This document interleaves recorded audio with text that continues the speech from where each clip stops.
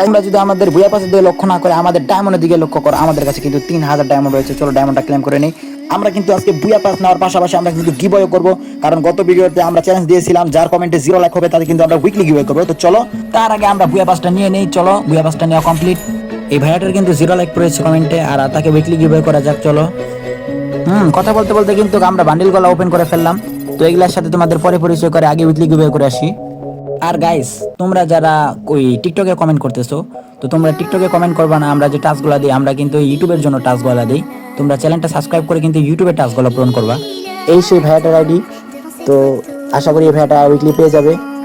পরবর্তী ভিডিওতে কিন্তু যার কমেন্টে 10টা লাইক থাকবে, যার কমেন্টে বলবো না, যার কমেন্টে 10টা লাইক থাকবে তাদের কিন্তু আমরা অবশ্যই উইকলি গিভঅ্যাওয়ে করবো। তো তাড়াতাড়ি কমেন্ট করো, আর চ্যানেলটা কিন্তু অবশ্যই সাবস্ক্রাইব থাকতে হবে।